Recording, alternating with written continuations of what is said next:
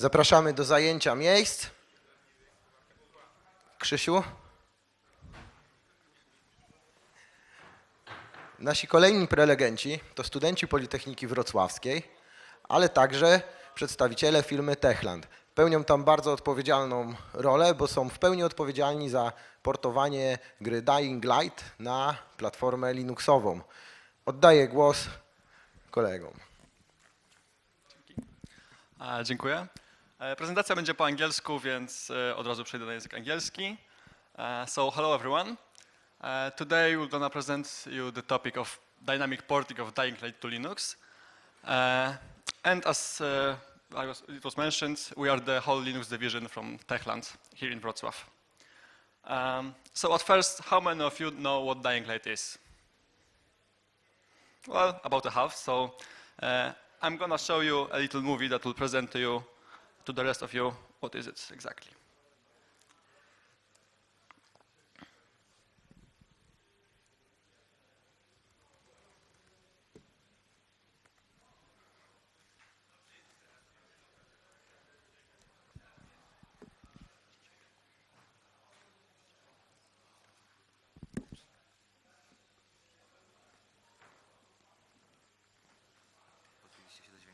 Wiemy, a jest osobno?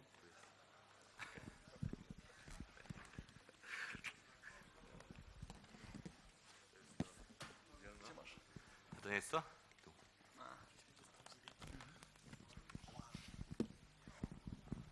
And again.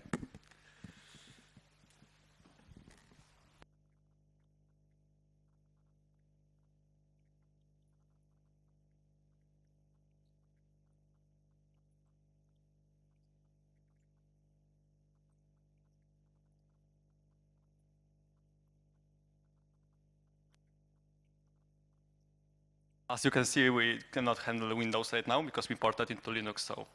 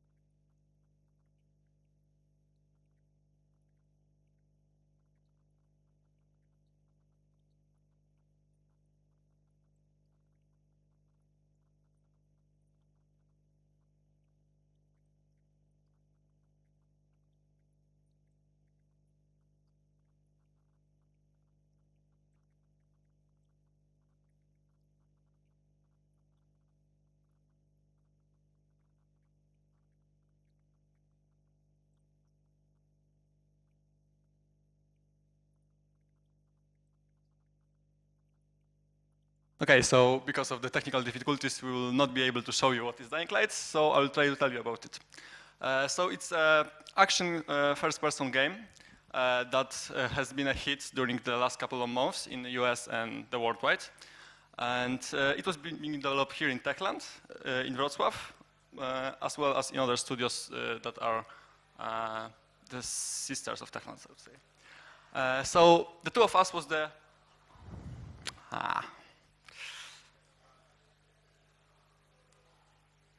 The two of us we are the whole Linux division from Techland, as it was mentioned before.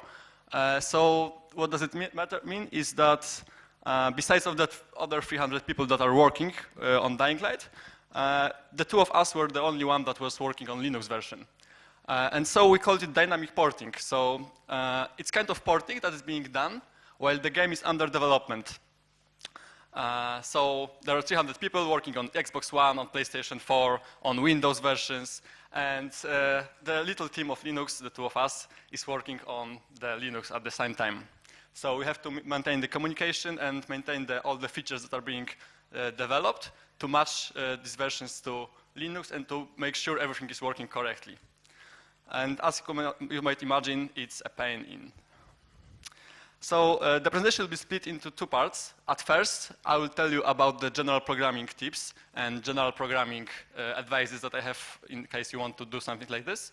And then Wojciech, my friend here, will tell you a little about the OpenGL, about the project inside our company that was developed by him in order to make it work on Linux. And at the end, there will be little time for questions and answers, as you can see. So where it all began? It all began about the beginning of October, about 4 months before the final release, when we started to thinking about, hey, maybe we can make it work on Linux on the release day. Well, why not? We decided to do it. And so we were provided with 4 months to make the game work while it was being under development for a few years now on other platforms. So we had to start it from the beginning, from generating the project to the running of it, running and testing it. And today I will tell you about all of these areas.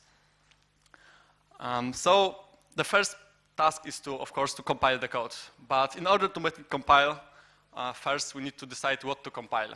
And so we had to create the project files that will be able to create the coherent project. Everything would be fine if it would be a new project, but it was a project that contained about 6 million lines of code. So manually creating it, it's not possible.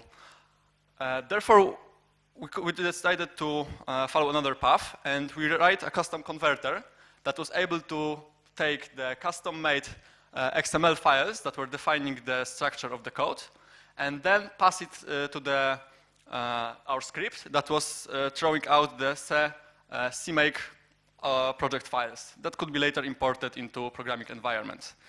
And that was the first thing that was achieved on Linux, to the Linux version of Dying Light. And then we started to look for other problems. And so the first real problem that pops out is the naming. So as you all know, Linux pays big attention when it comes to naming. It matters whenever the file has the capital letter or the small hairs letter. And of course, that's logical, because the characters have different naming and different bit values. But Windows doesn't care. And since the whole company was working on the Windows so far only, therefore nobody in the company cared whenever the file has the capital letter or the small case letter. When it comes to the 6 million lines of code, it takes a while to fix these issues. And the same problem was, of course, with the backslashes, which Windows doesn't care if the slash is backslash or normal slash, and Linux does. And so we wrote another script that was parsing the includes in the files to match the real names of the disk. So it was basically taking the file from the disk and looking for from the include, and was looking for that file on the disk. And if it found it, then it replaced it.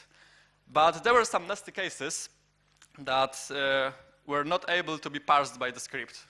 And so one of these cases is when there is a file that is named for example, foo.h, and it's being in 2 different directories. And so in this case, if you want to include the foo.h in the bar.h, you have no idea, the script has no idea which one to include, because it takes, you have to pay attention to which classes are defined in those files and look for special definitions that are being done. And so in these cases, I have to manually check the issues and see which one to include. Fortunately, we don't name all our files foo.h, so those cases wasn't that often encountered. Nonetheless, here's the change list that I have submitted to our system control version. And as you can see, it's at the beginning of November, so it's 3 months before the final release. And you might think, hey, it's just simple change list why I put it here. And the reason I do is because there's 4,000 files in it. And if you are submitting 4,000 files just from 3 months before the final release of the product that was being worked on for a few years, it gives you a little opportunity to ruin everything. Fortunately, somehow everything is working fine, although I was frightened. Okay, so after the initial issues were solved, we went to starting the programming. And so when it comes to programming, there are few issues that pops out at the beginning of your work, like in port like this. So the visuals functionalities like super keyword are not implemented within the area of Linux. So you have to manually implement them or add some special trick that we did. And this trick is taken from PlayStation 4. And if you put the macro like this at the beginning of your class, you are able to use the super keyword for the class defined. And it helps a lot and shorten the time to replace those keywords with the classes. Nonetheless, there are some cases when it comes to multi-inheritance, when you have to work on them manually to fix the issues that might encounter. But since multi-inheritance and especially using inherited functions is not that often in these areas, this macro helps a lot when it comes to the porting. Another thing I encountered were the string save functions. So as you can see on the right, there are some functions that weren't implemented within the Linux. And so this kind of functions needed to be re-implemented, or if you analyze it a little deeper, you can see that some of these functions actually are in Linux, but under different naming. And so, as you can see, this one too, here, this kind of functions have the same behavior, but the naming is different. And so, if you replace the function with the call to one of these on the right, it will work fine. Nonetheless, some of the functions needed to be re-implemented, or the scope had to be shortened. That was silly, right? That was just silly mistakes and silly problems. Let's go to real coding. And when we came to real coding, we discovered that it's quite pretty. In places like this, you can see that there is some path defined for different platforms. For example, at the top there is Windows, then there is Xbox One, then there's PlayStation 4, and then this error. So when I was compiling it on Linux, since I had the WH Linux defined, none of this file was included, and I could see that there is an error defined. I should implement something or join some other path. But unfortunately, those cases were not the only ones that I had. There were ones like this. And as you can see here, there is something defined, ATR. I have no idea what is it even now. And so it enables something that I have no idea what is. And basically, I was just rolling a dice and see which path to follow. And so, as you can see here, I defined to join the Windows path, and it was working correctly. But it was really painful to see what's happening and trying to understand all the code without the knowledge about it. Here is a little graph that shows which platform is how many defines have. And as you can see, Linux have more defines than Xbox One and the PlayStation 4. And well, it's hard to say why exactly, but the truth is that I had to analyze all of the defines to see which path should I follow in which places. And so, for example, when there's 2,000 defines for Windows, I had to see all of them and check if it's related to the editor that is Windows specific, or if it's being some places that I should follow, like ATR. So there were quite a lot of problems like this. And after defining this and implementing the modules, I was able to go to the linking phase. And when it comes to linking, there are a few issues that you might encounter when you are doing something for Linux. First of all are the custom enhancements of the libraries, and secondly are the versions. And so different distributions might have different libraries defined, or might have different relations defined, and might work a little differently. And since it might be problematic for complex projects like games, Steam comes to help with something called Steam Runtime. And so Steam Runtime is a set of libraries that helps developer to develop for a coherent platform that will be able to use some kind of libraries that are widely used and widely defined in the same way. So thanks to Valve and its Steam Runtime, we are able to develop under one environment and be more or less sure that it will work on different as well. And if it's not, it's Valve's fault. So the next thing is the rebuild time. Since, as I mentioned before, the project is quite huge, and it took us a lot of time to get it through, it also compiles quite a long time. On Visual Studio, it takes about 8 minutes, but we are using some tricks like distributed building systems. And with that scope, it's using all the computers in the company to compile the code in that time. With Make, it takes 70 minutes. And if you want to change something deeply in the code, like in the kernel, our own kernel module, you have to wait 70 minutes to see if it's working. It's impossible to work with that kind of compilation time. And so I was looking for a solution to fight with it, and I found that there is something called Ninja Build. And Ninja Build allowed me to shorten the process to 45 minutes, which is, well, still a lot. And if you know something better, let me know. But it's still better than 70 minutes with simple make. So in case you know any tricks, let me know later. But if not, this Ninja is, well, something, at least some will help. So back to the distributed systems I was telling we are using on Windows. So the distributed systems are still being under development for Linux. And when it comes to Incredibuild, it's being in beta. And when it comes to the fast build, it's right now in actually alpha phase since last week. But those are still closed alpha and closed beta, so we are not able to use them and have better results. Okay, so we are done with the building process. And so we thought, and everything was working fine for about a month. And then this occurs.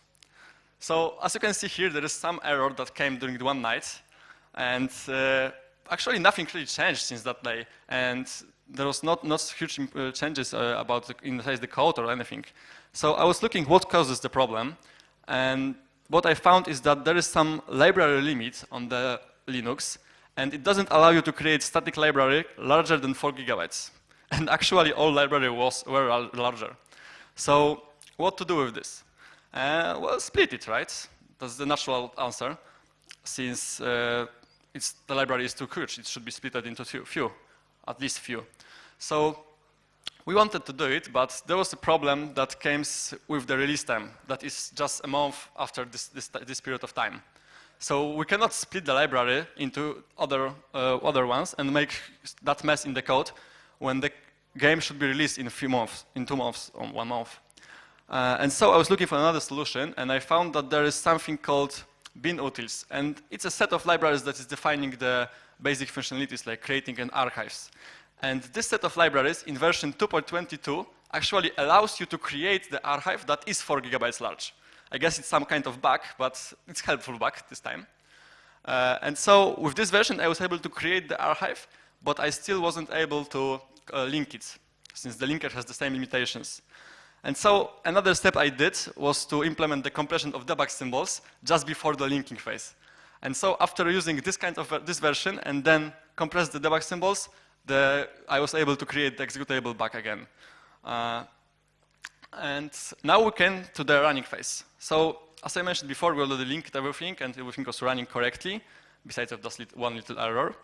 And then we came to the problem of testing. And if you think that the game was running on Windows and was running on PlayStation 4 and Xbox One, and then it should be running also on Linux, unfortunately you are wrong, because it wasn't. And the reasons were quite silly and were very tricky. So first one was the absolute value function. Absolute value function is defined differently on Windows and Linux, and on Windows it's being defined for both floating and integer value points, but for Linux it's being defined only for integers. And so it casts the variables to the integers when it comes to the floats. So this kind of calculations couldn't result in good behaviors, and it didn't. For example, the enemies couldn't attack, or there were skills that you were not able to use correctly, and all because of this one silly function. And so another problem we encountered during the Dead Island port and later during the Dying Light as well was that during the generation of random item, we are not able to correctly return the item that was random. It always resulted in one item being dropped. And however silly this again might seem, it was quite problematic because people were furious on the forums that they are not able to use the swords or the guns and they have to just run with the brass knuckles. That's annoying probably. And so we tried to resolve this issue and we found that there is the trickiest of consts, the rand max. And this const is being defined with two different values. On Windows, it's being defined with short max, while on Linux, it's integer max. And of course, we use this variable, and to calculate some random seed for the item, we use these calculations. And when you add 1 to the integer max, it of course causes overflow. And so we had this problem in the code then, and we had to find every rand max occurrence and check if it's overflowed or not. Fortunately, there were just 3 of them in the whole code. Nonetheless, it was fixed. So another problem we came to was that we tried to make it make possible for people to work on different platforms together. So we wanted the Linux and Windows users to be able to play together on one server, killing zombie, have fun. And so they did, but unfortunately they were not able to communicate. There were some silly signs instead of text. And so we're looking for a solution for this one as well. And we found that there are different types. So wchar is different type on Windows and on Linux. And on one it takes 4 bytes, while on other it takes 2 bytes. And when it comes to network packages like this one, as you can see, they are translated differently. So we had to rewrite all the wchar's usage that comes to the external from the code to be able to parse it correctly on Linux and Windows. Okay, now let's a few words about the libraries. So during the Dying Light port, we are using the fmod and Bing. And those libraries are defined and created for all different platforms. And we are using them on both Windows and Linux and PlayStation 4 and Xbox One. And it works well. And actually to implement the fmod on the Linux when it comes to Dying Light, it took me about 5 minutes. But when it came to the Dead Island, we were using something called Xaudio. And when it comes to porting Xaudio, it took me about 3 weeks to implement it. And so I would like to recommend you using the third-party libraries that are multi-platform, like fmod, like Bing, like OpenLSoft, and SDL. It helps a lot and shortens the process a lot. You're gonna thank me later. Okay, one of the last issues I want to tell you about is SSE, and it's a basic model for calculations on the processor. And actually, it's quite old system, but it had some different versions. And for example, there are different dishes that define different functionalities. And so, for example, in version 4.1, there is a function called mmFloorPS. And on Windows, we can detect if the architecture of the processor supports this kind of function, this kind of version. And if it does, then we can use this function. But when it comes to Linux, we are not able to do it, and we have to define if you want to use some kind of version of SSE during the compilation. And so if we have to define it during the compilation, we have to generate different executables for different people that are using different architectures and define it during the runtime, which executable to fire instead of which path to follow and which function to call. And it's quite annoying and makes us problems as well. So the last issue is not a number calculations. And again, we're back to calculations. And this time it's about where Windows is wrong and Linux is right. So when it comes to not the numbers, you cannot calculate them. Those are not the numbers you should be some exception thrown or some signal put. But unfortunately on Windows it calculates. And when there is a function that takes none as input, it gives you 25 as output, for example. And however silly it sounds, we had these places in code, and the system was working with it. It was working fine, nobody takes any problem. But when it came to Linux, the zombies were lying on the floor, not standing up, for example. And that's rather not like execution we want from the application. Okay, so now I'm passing the microphone to my friend that will tell you a little about the OpenGL.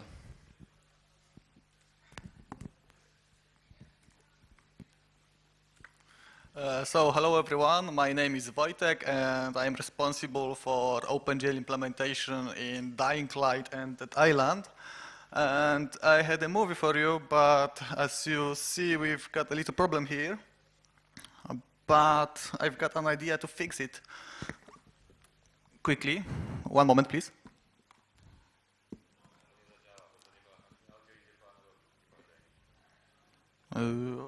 Powinno zadziałać.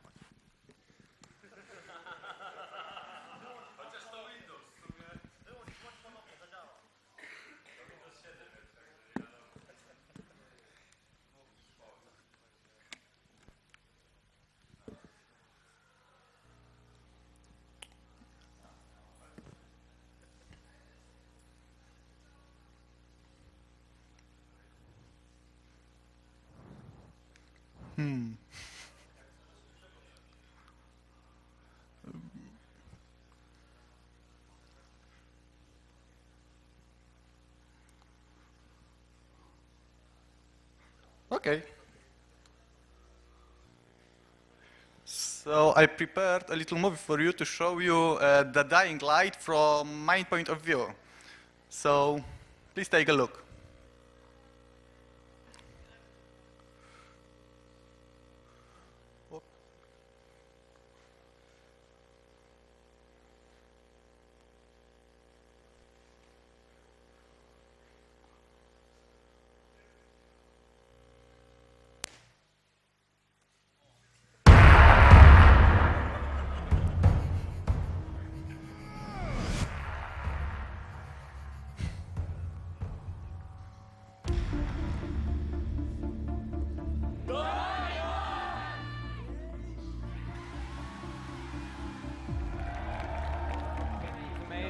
Like, it's definitely one of the best zombie games I've ever played. 10 out of 10. 10 out of 10.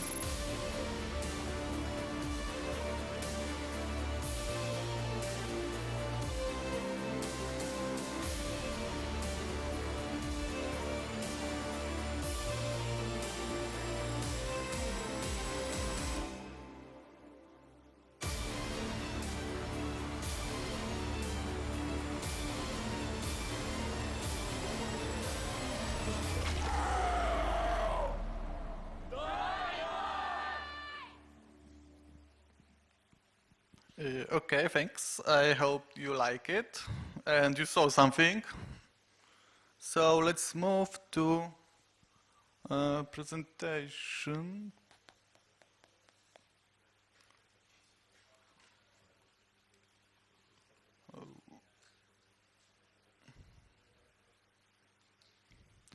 So I will start with a quick agenda. I will tell a few words about porting of Dead Island to the Linux. Then I will give you some tips and tricks about porting DirectX to OpenGL. And at the end, I will tell something about tools and the process of debugging graphic. So let's start. Here you can see the first screenshot made with in Dead Island. And there you can see the first zombie killed with OpenGL ever in the history of Techland. So I think it's a very important screenshot today. Let's move. Here you can see, for example, broken terrain, and I was trying to fix it for about 2 weeks, I think, and the reason was pretty simple because uploading data to the buffers was broken in some way. Here you can see, for example, broken zombies, and the reason was very stupid, I think, because when I saw a size of 0, I decided to upload 0 bytes, but it means that I should upload the whole buffer again. Here, for example, you can see broken Steam overlay. We reported that back to Valve, and they told us to download a new version of their Steam, the beta version, and it should be fixed there, and it was. And finally, here you can see 3 different players together in the Thailand. So on the left, whoa. On the left side you can see a guy from Windows. In the center you can see a guy using SteamOS. It was a prototype then. And on the right side we can see Ubuntu guy. So it all ended at the end of October last year, and it was published on the Steam. I was very proud of it, and I read all the comments there. So what should we do to implement new renderer in our engine? So the first thing is to write a renderer API implementation in our engine. A renderer API is some kind of abstraction. It's called hardware abstraction layer. So OpenGL must be hidden in renderer API implementation only. What can we say about DirectX and OpenGL? So they've got the same set of features. So if we can do something in DirectX, we can do the same thing in OpenGL. And we don't have to invent anything or write our own extensions or something like that. But there was a little problem because the naming convention is totally different between DirectX and OpenGL. So for example, in DirectX we've got something called blend operation, and in OpenGL we've got something called blend equation. It's totally the same thing, but we have to use different naming here. Okay, so let's start porting our game to the Linux. And the first problem were shaders. So shaders are small programs which are run on the GPU. And in DirectX, if you want to draw something on the screen, it's just enough to bind vertex shader and another pixel shader to the pipeline, and then we can just draw something. And if you want to use the same vertex shader, but with different or another pixel shader, it's just enough to bind another pixel shader and draw again. That's pretty simple, I think. But OpenGL wants to be very clever here, and it invents something called program objects. So core OpenGL has something called program objects, and the program objects connects or links together vertex shader and pixel shader. So we have to create 2 different programs, and that was the first issue because our engine is very DirectX based. So we had to find a solution for that because we don't want to rebuild our renderer totally. And the solution was pretty simple. Oh, sorry, I forgot. We want to make the first draw. So we have to bind first program to the pipeline, make drawing, then bind the second program and make another drawing, and that's all. So the solution, as I said, is pretty simple. We just have to use the first OpenGL extension. OpenGL is strongly based on extensions. So for example, if NVIDIA or AMD invents something new, they can add that functionality to OpenGL by writing a special extension, and that's all. So the first extension is GL separate shader objects. So what can we do with it?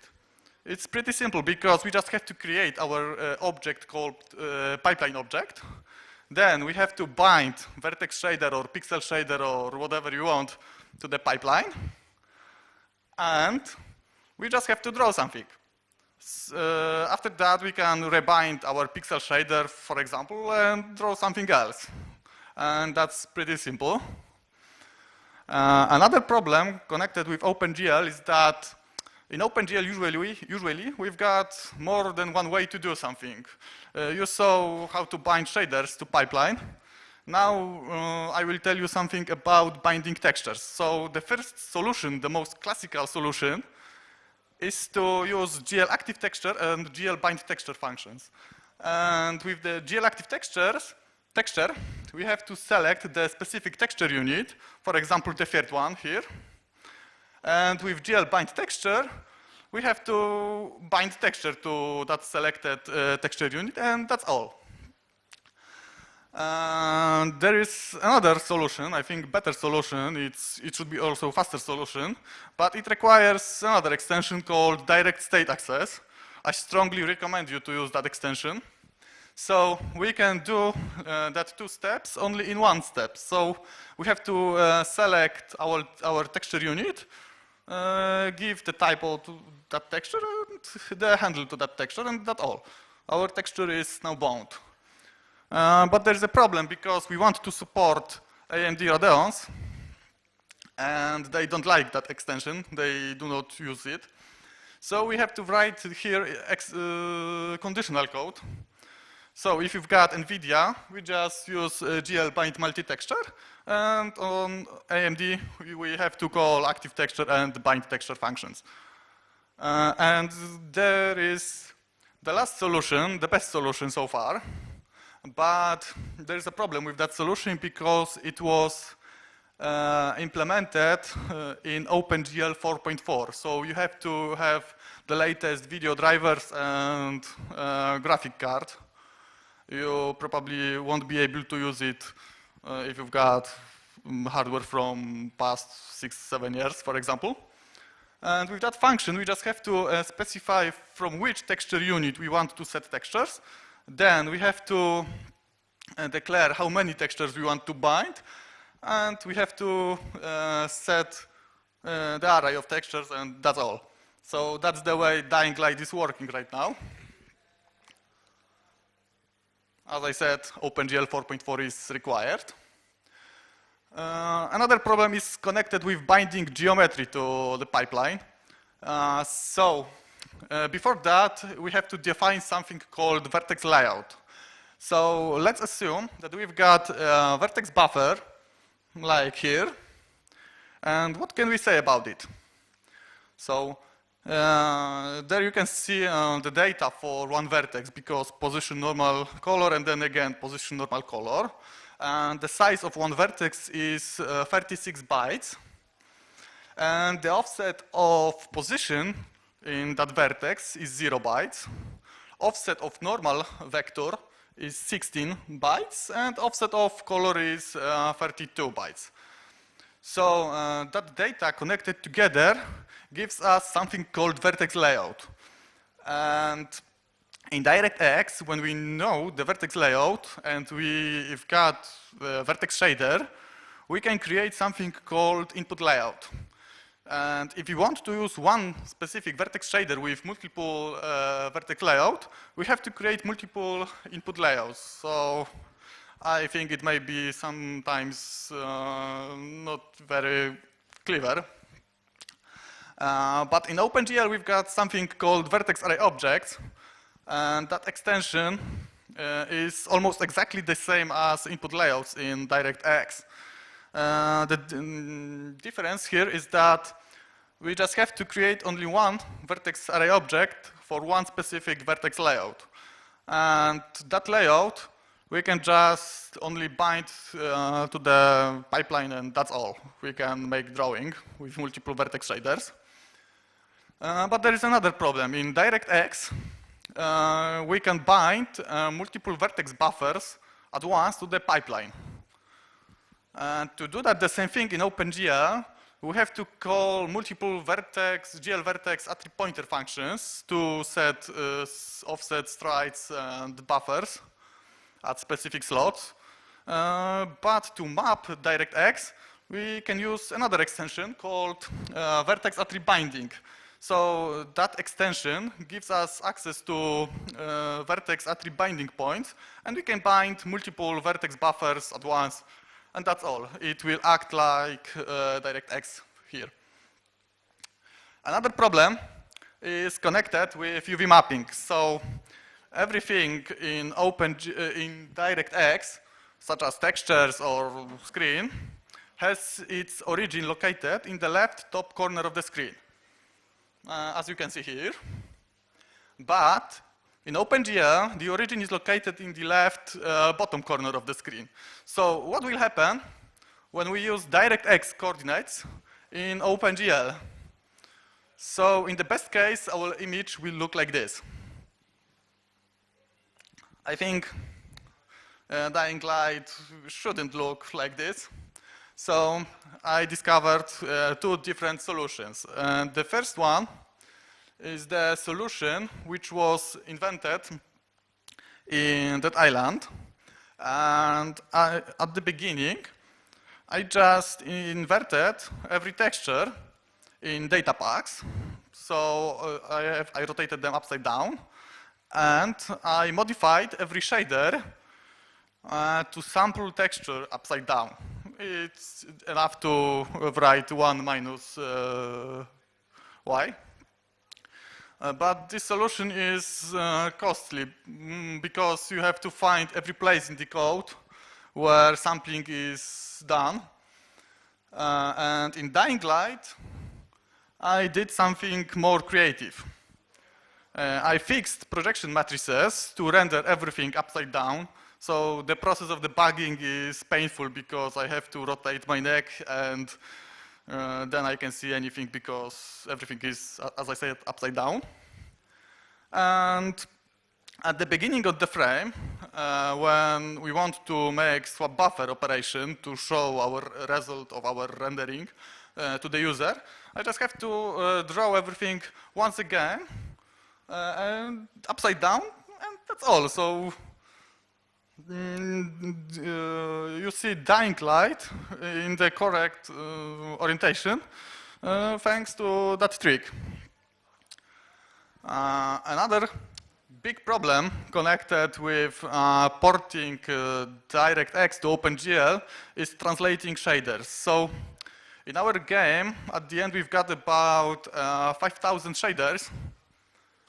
And we want to compile them on OpenGL. So we have to translate them from HLSL, which is DirectX shading language, to GLSL, which is OpenGL shading language. And every shader must be OpenGL compatible to make the game look correctly. So what can we do?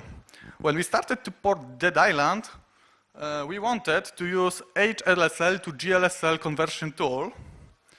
And so we implemented it and we saw the output. And the output was horrifying because the main idea behind HLSL to GLSL conversion tool is to take DirectX bytecode and then translate it to GLSL. So we knew that if there is an error or something, we probably won't be able to fix it in infinite time. So we moved to another solution, I think the better solution, which is NVIDIA CG. And NVIDIA CG is another shading language created by NVIDIA. And with that language, we can use it with, for example, OpenGL and DirectX. So it gave us the possibility to load HLSL shader and save it at GLSL shader. The problem there was that the conversion was very complicated, as you can see here. The one line of code in HLSL was translated to 4 different lines of code. And you can also see that it created 3 temporary values here, for example, or power operation is made 3 times here. But it worked, and it was used in that island. But it was not the worst thing here, because with NVIDIA CG, sometimes very silly things happens, as you can see here. So, in HLSL code, we've got min function, which takes 2 float values, and it returns minimum value of that float. And when it's translated to OpenGL, it creates something like this. Every float value is casted to integer, and then min function is called. So it can't work. When I saw it, I was terrified. And I created a very simple workaround here to redefine min function with max function. And that's the way that island is working right now. There were more bugs like this, but I don't remember them. It was a long time ago.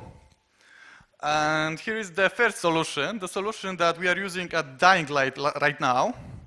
And that solution requires us to redefine everything. So if we want to use, for example, float in OpenGL, it's not a problem because we've got floats in DirectX. But if you want to use vectors, we have to redefine them to, for example, float as vec2.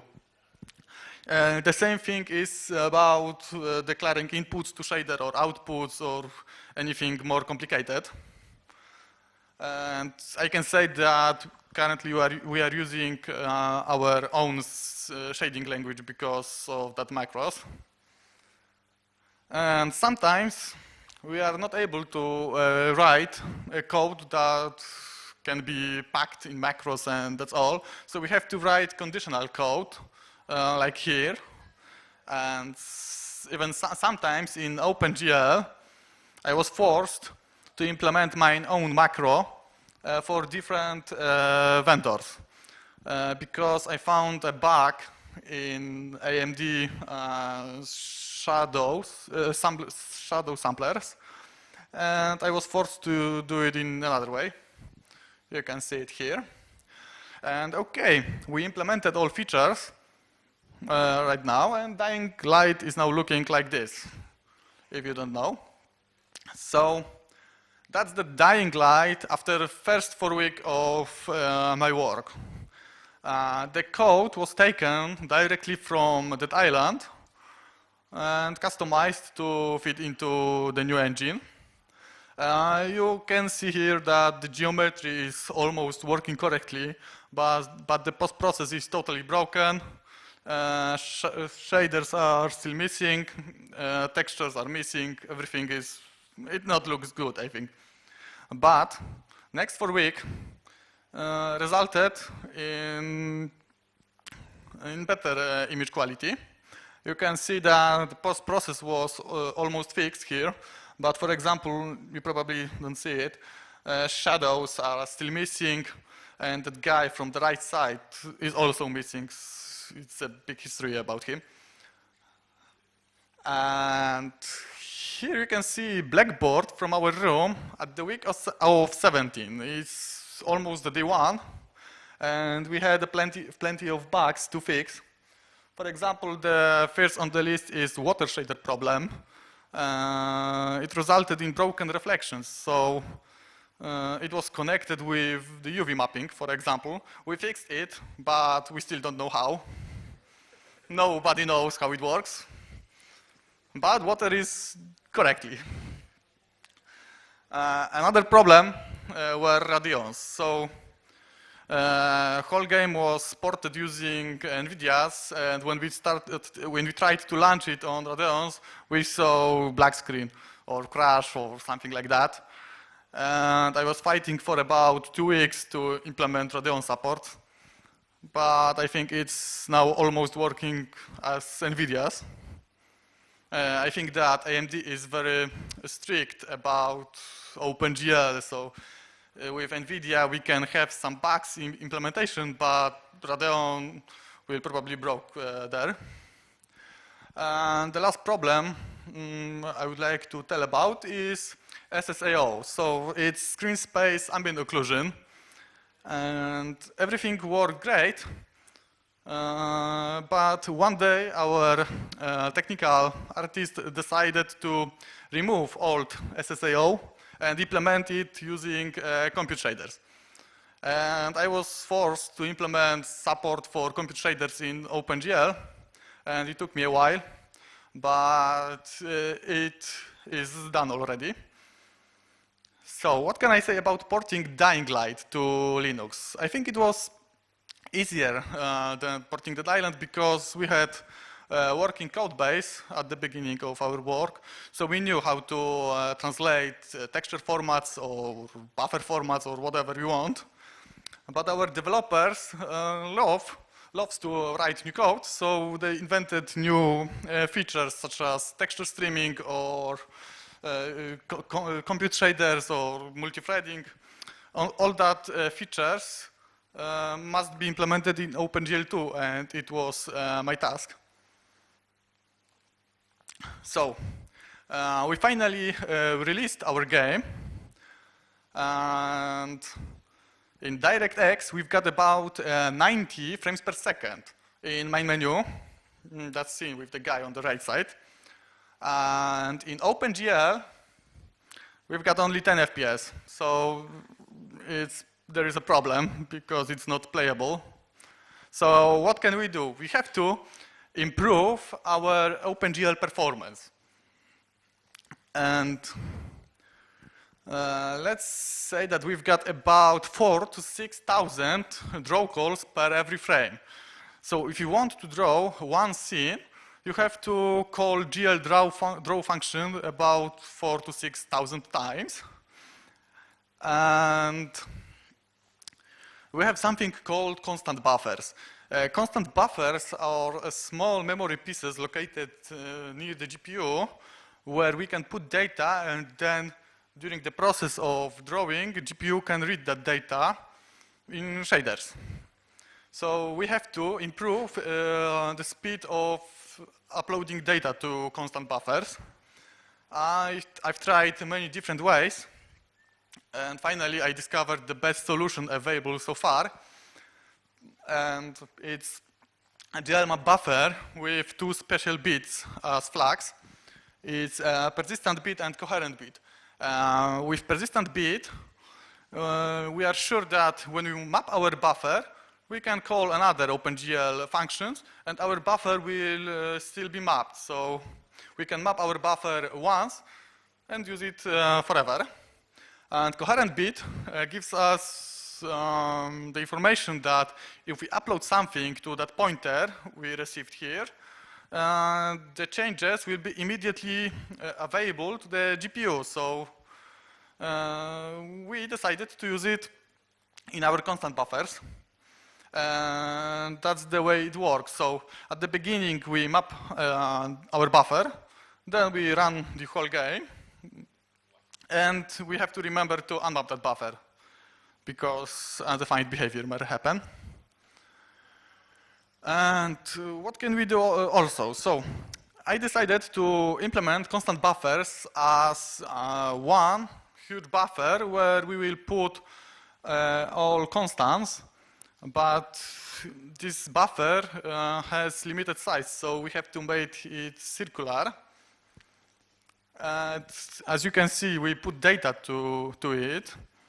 And after a few seconds, something bad might happen because we don't have free memory. So we just have to overwrite all data. And there's a problem because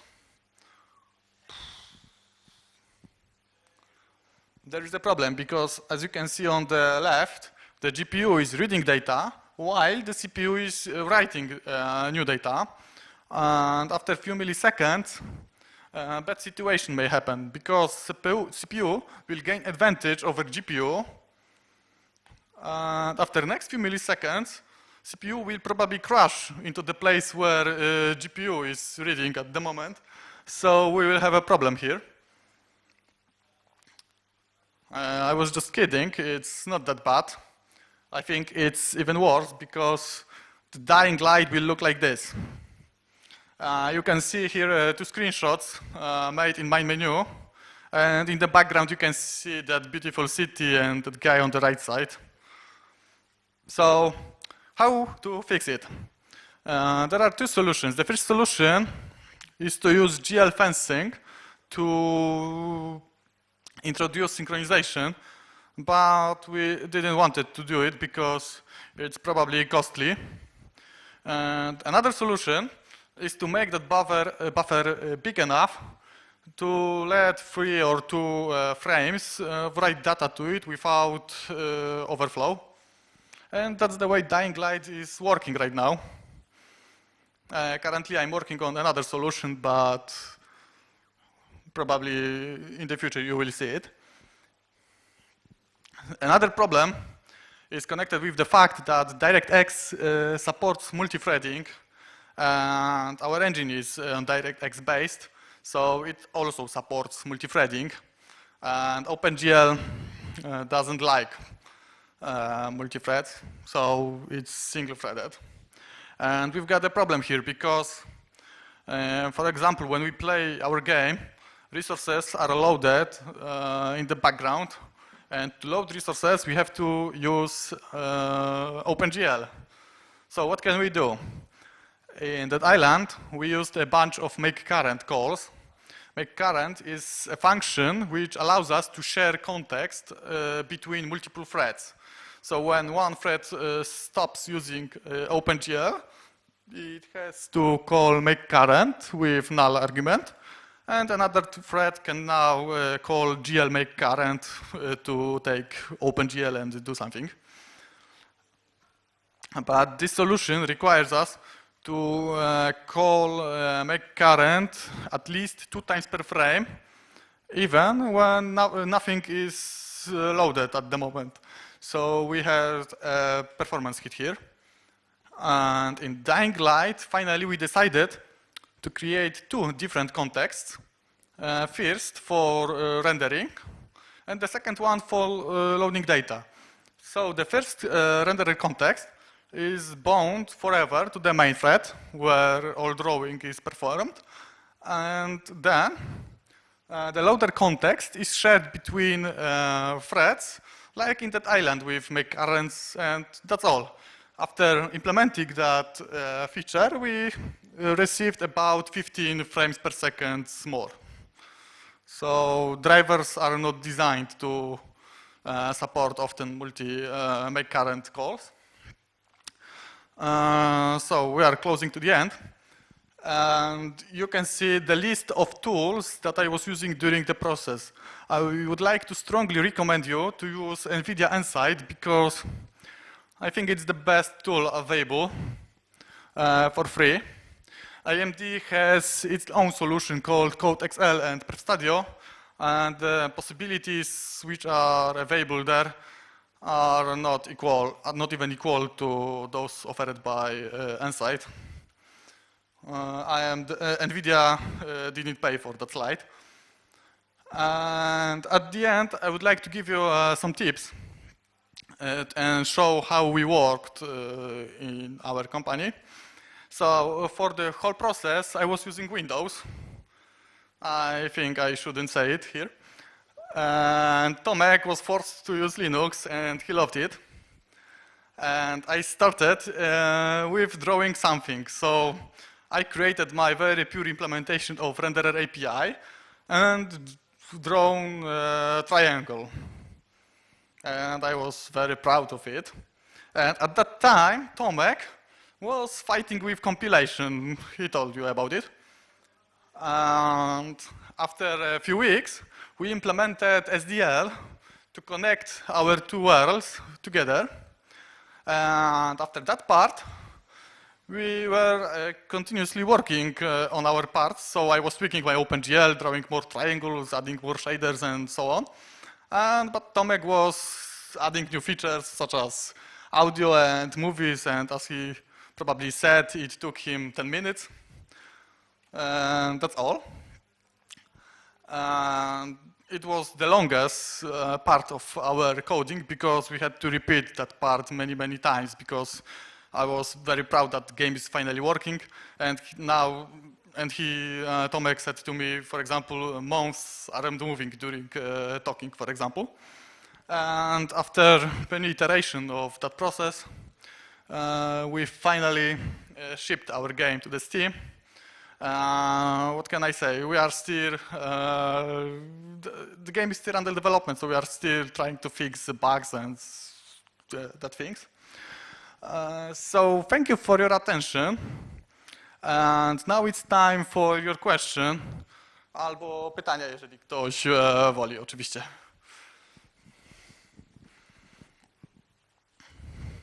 Pytanie i do publiczności, i do prelegentów. Wolicie pytania po polsku czy po angielsku? Po polsku może być. Zatem czy ktoś ma jakieś pytania?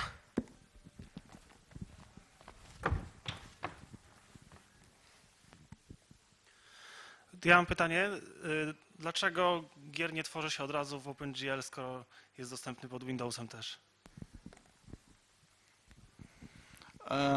Powiem tak, akurat tutaj chyba historycznie są duże zaszłości, ponieważ na przykład w naszym wypadku engine ewoluuje już od wielu, wielu lat i wszystkie wcześniejsze gry w sumie były robione na Direccie. No i z tym OpenGL-em to tak w sumie różnie bywa, no bo on tam, no, teraz na przykład przeżywa renesans, no ale kiedyś to tam podobno różnie z nim bywało. No i w sumie siedzi też za tym zapewne jakieś tam lobby Microsoftów, żeby jednak używać tego Directa i przywiązywać ludzi do Windowsa, więc zresztą Xbox tak samo używa Directa, więc to też jest jakiś tam bonus. Kolejne pytanie jakieś?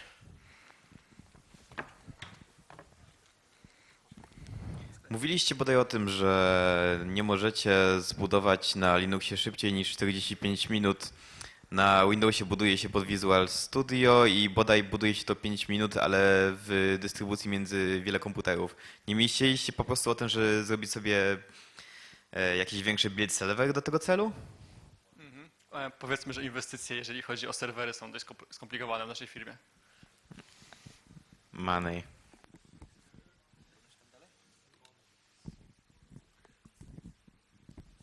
To ja właśnie jeszcze w tym temacie istnieje coś takiego jak distcc i to mogłoby wam się sprawdzić, bo wystarczą jakiekolwiek maszyny z Linuxem, niekoniecznie ta sama architektura, po prostu na niej się puszcza dystrybuowaną kompilację. To jest coś podobnego jak Incredibuild i FastBuild i ogólnie rzecz biorąc to prawdopodobnie zadziała i będzie szybsze, tylko jest jeden mały problem, mianowicie, że ilość Linuxów w firmie jest dość niska.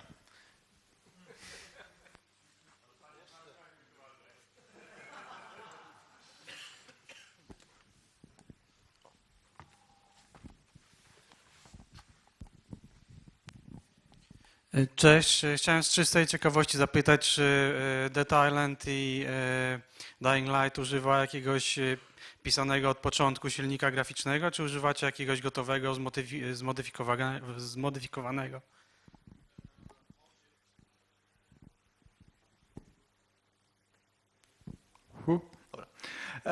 Obie gry powstały na silniku autorstwa Techlandu, który jest już rozwijany od wielu, wielu lat. Tam nawet nie wiem, kiedy początki sięgałem, chyba jeszcze lata 90. I w sumie jest to całkowicie autorskie rozwiązanie. Okej, dzięki. Czy jeszcze jakieś pytania do naszych prelegentów? To jak wygląda porównanie wydajności wersji Windowsowej i Linuxowej? Więc tutaj jest bardzo ciekawie, ponieważ, że tak powiem, nad Directem aktualnie siedzi bardzo dużo ludzi i tam bardzo go piłuje. W przypadku OpenGL wydajność drastycznie idzie w górę. No i na przykład jeszcze problem jest taki, że wydajność OpenGL na Windowsie jest nieco inna od wydajności OpenGL na Linuxie. W związku z tym no, ciężko coś tam, że tak powiem, wybadać na Windowsie pod tym kątem. Jedynie co to robienie gotowych buildów pozwala nam ostatecznie określić, czy to na Linuxie faktycznie poprawiło wydajność, czy nie. Na pewno wydajność OpenGL-a na Linuxie jest większa. Żeśmy już to sprawdzili, no bo u Tomka na komputerze z 780 gra działa szybciej niż u mnie na Windowsie z Titanem, czyli jest różnica. No i co jeszcze? Prawdopodobnie wydajność będzie bardzo zbliżona ostatecznie, ponieważ już w tej chwili mam przygotowane parę rzeczy, które jeszcze będziemy wrzucać w najbliższym czasie, które wydajność pozwolą nam zwiększyć gdzieś około 50 do 100% jeszcze w górę, więc chyba dość fajnie.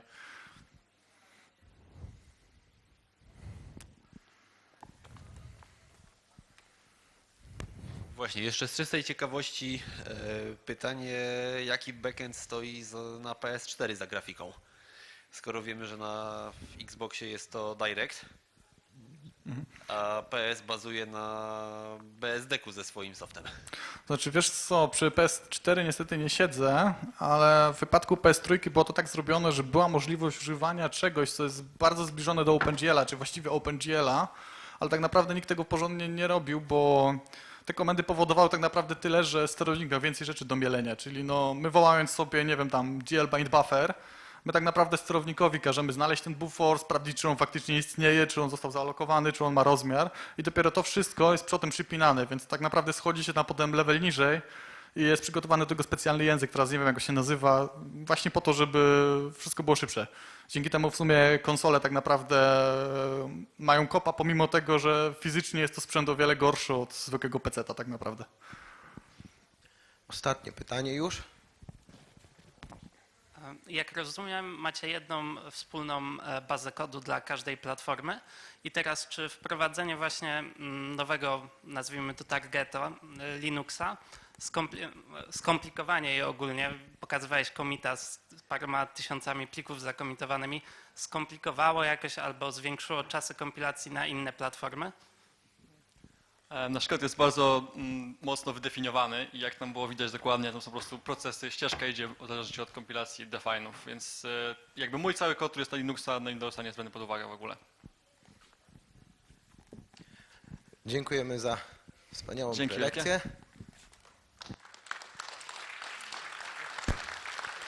Teraz, jako że mamy drobne opóźnienie, przerwa obiadowa będzie trochę krótsza. Zapraszamy o 13:00 na wykład Lennarta Potteringa.